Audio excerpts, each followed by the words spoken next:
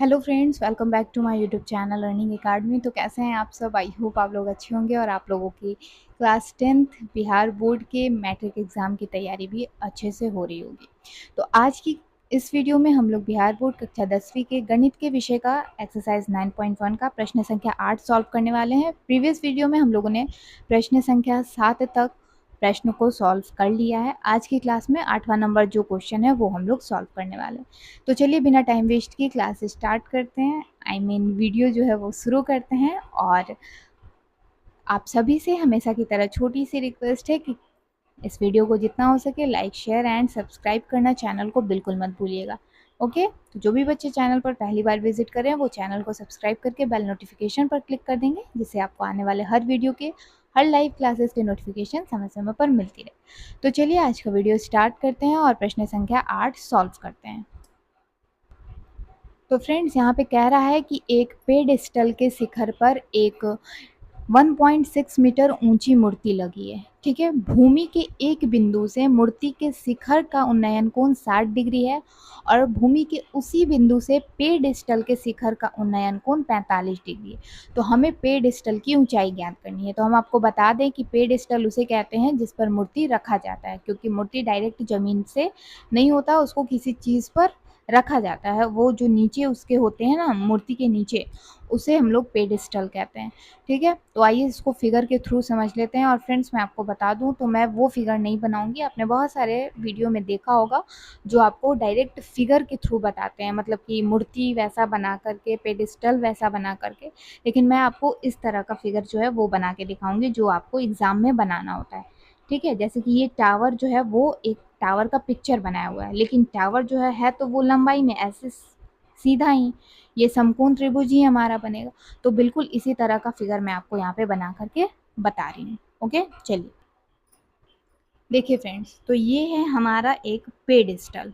ठीक है, और ये पेडेस्टल के शिखर पर 1.6 मीटर ऊंची मूर्ति लगी है। और कह रहा है कि भूमि के एक बिंदु से मूर्ति के शिखर का उन्नयन कोण, यानी कि ये हमारा मूर्ति और मूर्ति का शिखर ये ऊपर वाला पॉइंट। ठीक है, तो मान लीजिए कि यहाँ पे ये भूमि का कोई एक बिंदु, प्रॉपर कोई दूरी जो है वो यहाँ पे नहीं बता रहा है। ठीक है, तो ये भूमि के इस बिंदु से मूर्ति के शिखर का उन्नयन कोण। ठीक है, तो हमें क्या करना होगा, इसको जो है वो मिला देना होगा।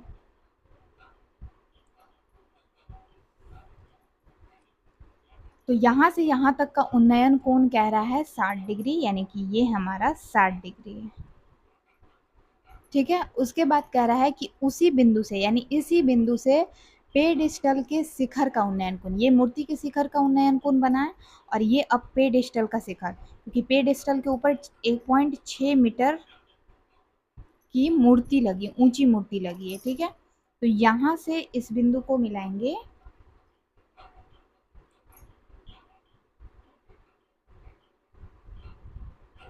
और यहाँ पे जो कोण बन रहा है वो कितने डिग्री का बन रहा है, 45। ठीक है, अब कह रहा है कि आपको पेडेस्टल की ऊंचाई ज्ञात करनी है। ठीक है, तो आइए पहले जो जो चीज़ें यहाँ पे दी गई हैं वो हम लोग लिख लेते हैं और यहाँ पे नाम दे देते हैं हम लोग। पहले ये ए,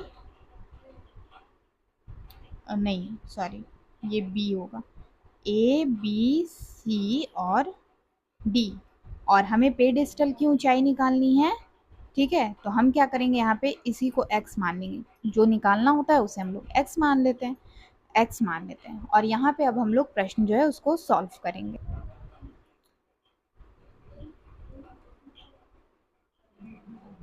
आइए प्रश्न हल करते हैं। अब लिखेंगे यहाँ पे सबसे पहले कि माना कि ए बी, माना कि ए बी बराबर, हमने x माना है जो कि पेडेस्टल की ऊंचाई है, पेडेस्टल की ऊंचाई है। ठीक है, उसके बाद पेडेस्टल के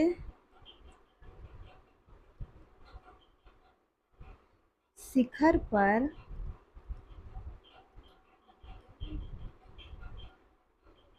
BC बराबर 1.6 मीटर ऊंची मूर्ति लगी है।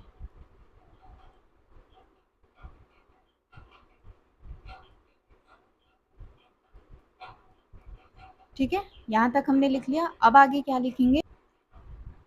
अब आगे लिखेंगे कि भूमि के एक बिंदु,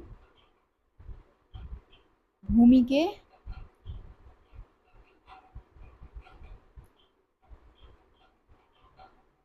एक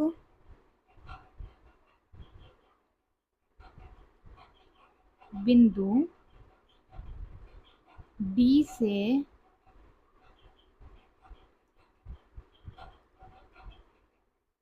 भूमि के एक बिंदु D से, ये बिंदु D है और कह रहा है बिंदु D से मूर्ति के शिखर का, ठीक है, मूर्ति के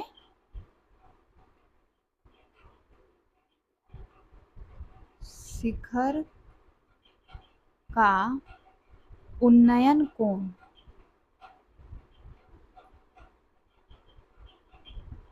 उन्नयन कोण कितना है? कोण है 60 डिग्री। और लिखेंगे और पेडस्टल के शिखर का उन्नयन कोण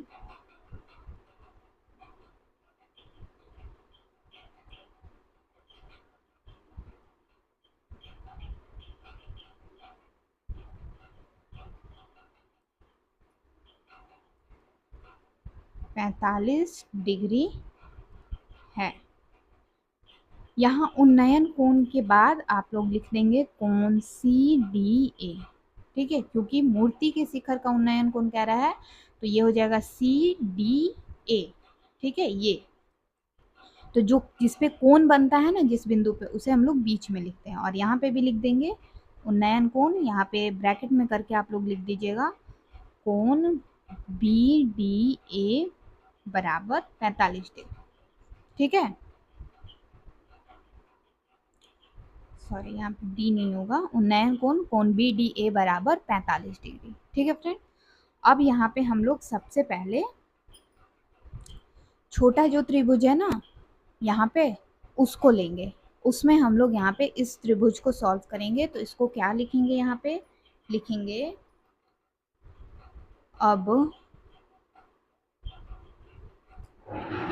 समकोण त्रिभुज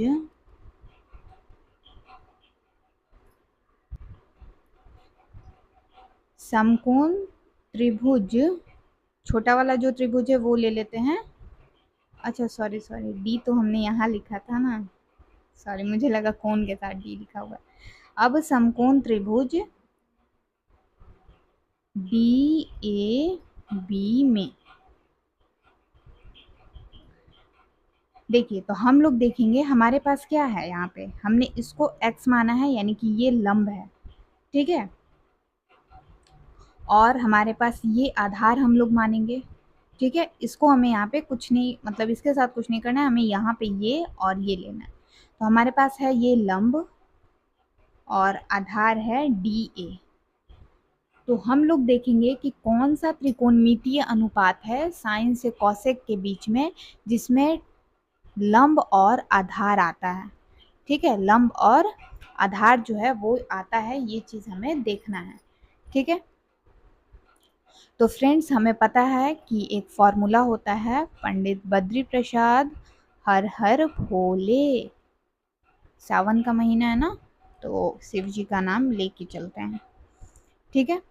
चलिए, वैसे तो मैंने एक और फॉर्मूला बताया है, लेकिन बहुत सारे बच्चे इसी से याद करते हैं, क्योंकि आधार को B से साइन मतलब जो है वो निरूपित किया जाता है, लंब को P से और कर्ण को H से। तो ये वाला फॉर्मूला ज़्यादा बच्चों को याद है, तो इसी पे आगे बढ़ते हैं, ठीक है। तो हमें पता है कि ये होता है साइन का, ये होता है कॉस का, ये होता है टैन का, ये होता है कॉट का, ये होता है सेक का, और ये होता है कॉसेक का, यानी कि लंब बटा कर्ण, है ना। ये होता है आधार बटा कर्ण, ये होता है लंब बटा आधार। तो देखिए, हमारे पास क्या है, लंब और आधार, जो कि आता है टैन और कॉट में। आधार बटा लंब और लंब बटा आधार। तो हम लोग tan या cot दोनों में से कोई भी फॉर्मूला लेकर के आगे बढ़ सकते हैं, ठीक है। tan या cot किसी पे भी आगे बढ़ेंगे, हम लोग tan पे बढ़ते हैं। तो लिखेंगे यहाँ पर tan थीटा बराबर p/b, और यहाँ पे थीटा जो है वो है हमारा 45 डिग्री। तो लिखेंगे tan 45 डिग्री बराबर p जो है हमारा क्या है, x है, और b है dA।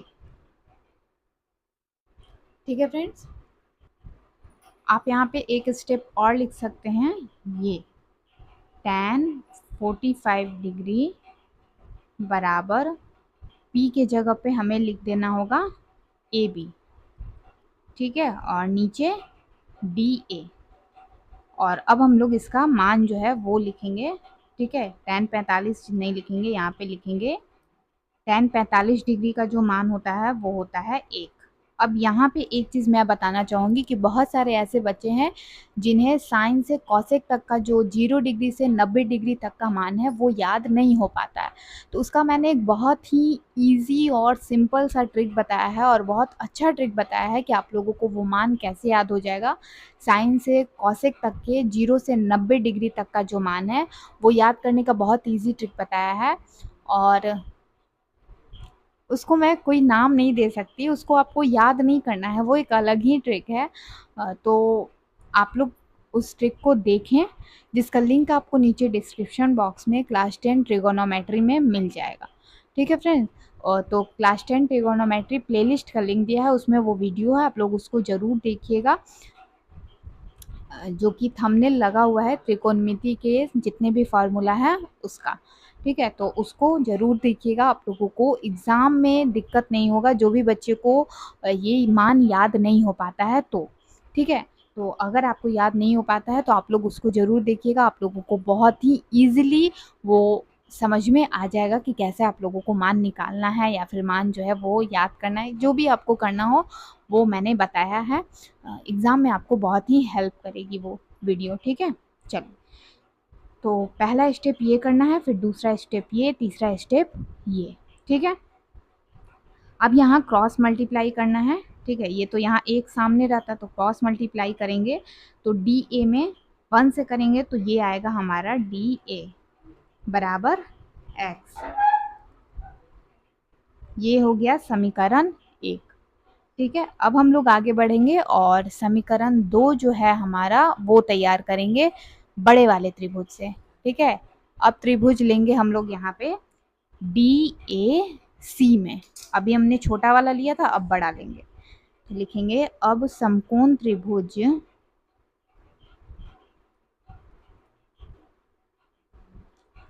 DAC में। ठीक है, तो यहाँ पे भी हमारे पास क्या है, लंब है, और DAC पूरा बड़ा त्रिभुज ले रहे हैं तो यहाँ पे भी हमारा आधार और लंब है, तो हम लोग यहाँ पे भी tan जो है tan थीटा ही लेंगे। ठीक है, तो लिखेंगे tan थीटा बराबर p/b। यहाँ पे है tan का मान, थीटा का मान 60 डिग्री, और p है हमारा यहाँ पे, देखिए जब ये पूरा बड़ा वाला त्रिभुज ले रहे हैं तो ये और ये दोनों आपस में जुड़ जाएंगे। ध्यान रखिएगा कि बड़ा वाला त्रिभुज ले रहे हैं तो ये दो पार्ट में है, एक 1.6 है और एक पे डिस्टल है जो कि x लंब लिया गया है, मतलब x है मान इसका। तो यहाँ पे p जो होगा हमारा क्या हो जाएगा, उससे पहले हम लोग ये पूरा नाम लिखेंगे इसका। तो p जो है वो है हमारा AC बटा ये है हमारा DA। ठीक, आधार जो है वो DA है। अब tan 60 डिग्री का मान लिखेंगे जो कि होता है √3 बराबर AC का मान हो जाएगा 1.6 प्लस x, और ये DA। अब तिरछा तिरछी गुना कर देते हैं, तो √3DA बराबर 1.6 प्लस x, और DA बराबर 1.6 प्लस x बटा √3, समीकरण 2। ठीक है, यहाँ तक समझ में आ गया, दो समीकरण हमारा यहाँ पे तैयार हो गया। अब आगे क्या करना है, उससे पहले आप ये देख लीजिए कि यहाँ पे DA और यहाँ पे दोनों DA जो है वो DA का ही यहाँ पे मान आया है। दोनों समीकरण में किसका मान आया है, डी ए का। ठीक है, तो हम क्या करेंगे कि दोनों डी ए के मानों को बराबर कर देंगे। आ रही है बात समझ में? हमारा दोनों समीकरण जो तैयार हुआ है इसमें डी ए का मान आया है, इसका मान आया है। अब दोनों मान डी ए का ही आया है, तो फिर हम पेडिस्टल की ऊंचाई कैसे ज्ञात करेंगे? तो हम क्या करेंगे कि दोनों समीकरण को बराबर कर देंगे, यानी कि दोनों डी ए का जो मान है, ठीक है, इसको बराबर बराबर कर देंगे और हमारा जो मान आएगा वही पेडिस्टल की ऊंचाई हो जाएगी। ठीक है, तो बराबर करने के लिए हम क्या करते हैं, यहाँ पे समीकरण 1 तथा 2 से आगे बढ़ेंगे। तो लिखेंगे समीकरण 1 तथा 2 से। समीकरण 1 क्या है हमारा?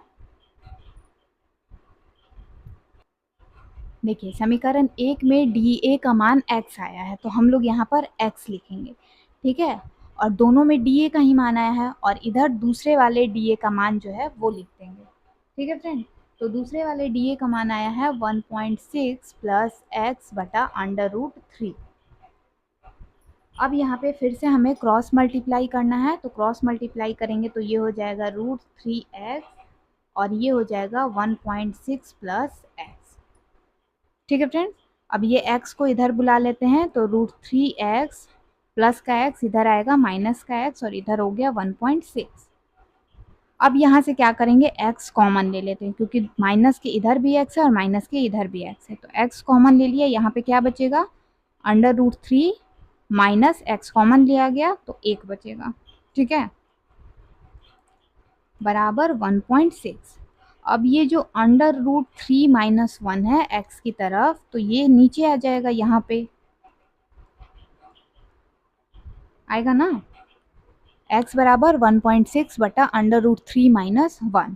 अब हमें पता है कि हर का मान जो है वो कभी भी रूट में नहीं होता है, तो हम क्या करेंगे, हर का परिमेयकरण करेंगे। ठीक है, तो नीचे जो माइनस में है जो अंक, उसको प्लस में करके ऊपर नीचे गुना करते हैं, तो √3 प्लस 1 बटा √3 प्लस 1। अब यहाँ पे क्या करेंगे, √3 प्लस 1 है और ऊपर 1.6 है, तो इसको हम लोग वैसे ही लिख देते हैं। नीचे √3 प्लस 1 में √3 माइनस 1 से क्या करेंगे, गुना करेंगे। तो देखिए गुना कैसे होगा, √3 माइनस 1 है और √3 प्लस 1 है। ठीक है, तो √3 माइनस 1 से जब 3 में गुना करेंगे यहाँ पे, ठीक है, तो √3 में 3 से गुना करेंगे तो ये हमारा आ जाएगा 3, और ऊपर माइनस है तो माइनस, और फिर √3 में 1 से गुना करेंगे तो हमारा आएगा √3। ठीक है, और फिर नीचे प्लस में है तो प्लस वाले से फिर गुना करेंगे तो हमारा क्या आएगा, देखिए प्लस वाले से गुना करें तो √3 में 1 से गुना करेंगे तो √3 आएगा, और फिर 1 में 1 से गुना करेंगे तो माइनस का माइनस प्लस माइनस होता है तो ये 1 आ जाएगा। अब √3 और √3 माइनस और प्लस में है तो ये कैंसिल हो गया, और 3 में से 1 जाएगा तो क्या बचेगा, 2 बचेगा, तो यहाँ पे लिखाएगा 2। ठीक है, अब देखिए यहाँ ऊपर पॉइंट है, तो यहाँ से इसको अगर हम हटा दें तो नीचे गुना 10 हो सकता है। ठीक है, क्योंकि पॉइंट के लिए 1 दिलाता है और जितना अंक होता है पॉइंट के बाद उतना शून्य दिलाता है, लेकिन फिर हमें क्या होगा, बहुत ज़्यादा कटाने का जो है वो मेहनत हो जाएगा, तो हम इसको पॉइंट को यहाँ रहने देते हैं। 2 से 1.6 सिंपली है कि कितने बार में जाएगा, देखिए 2 से 1.6 ले जाना है ना, तो 2 से 1 तो जाएगा नहीं, तो यहाँ पे शून्य देंगे, 1 उतारते हैं यहाँ पे। ठीक है, तो यहाँ पे क्या देंगे हम लोग, शून्य देंगे, तो 0.6 यहाँ पे जो है वो उतर जाएगा, तो पॉइंट करके 8 0.8 बार में हमारा 1.6 2 से कट जाएगा। ठीक है, तो यहाँ पे 0.8 हो जाएगा, और यही 0.8 गुना √3 प्लस 1 हमारा मीटर आंसर हो जाएगा। ठीक है, क्योंकि अब इसके साथ हम लोग कुछ भी नहीं कर सकते, यहाँ पे इस पे आपस में गुना नहीं हो सकता है, तो लिखेंगे अतः पेडिस्टल की ऊंचाई बराबर 0.8 गुना √3 + 1 मीटर आंसर। ठीक है फ्रेंड्स, तो आई होप आप लोगों को ये प्रश्न का सॉल्यूशन अच्छे से समझ में आ गया है। हमने सबसे पहले क्या किया है, सबसे पहले एक फिगर बनाया और ये लिख लिया कि इसमें क्या क्या दिया हुआ है। फिर हमने सबसे छोटे वाले त्रिभुज को यहाँ पे लेकर के tan थीटा के फॉर्मूला पे इसको सॉल्व किया, एक मान आया DA का, और बड़े वाले त्रिभुज को सॉल्व किया समकोण त्रिभुज DAC को, तो उसमें भी हमारा DA का मान आया, और फिर हमने दोनों DA के मानों को, ठीक है, बराबर बराबर कर लिया, क्योंकि दोनों में हमारा DA का ही मान जो है वो आया था। तो हमने दोनों DA के मानों को क्या किया, इक्वल कर लिया, और हमारा पेडिस्टल की ऊंचाई का मान आ गया, x का मान जो है वो आ गया। तो आई होप आप लोगों को आज का ये वीडियो पसंद आया होगा, और अगर आप लोगों को कहीं कोई डाउट है तो आप लोग नीचे कमेंट सेक्शन में कमेंट करके पूछ सकते हैं। आज के वीडियो में बस इतना ही, मिलती हूँ नेक्स्ट वीडियो में एक नए प्रश्न के साथ। तब तक के लिए वीडियो पसंद आया हो तो वीडियो को लाइक, शेयर एंड चैनल को सब्सक्राइब करना बिल्कुल मत भूलिएगा। तब तक के लिए take care, bye bye and thanks for watching.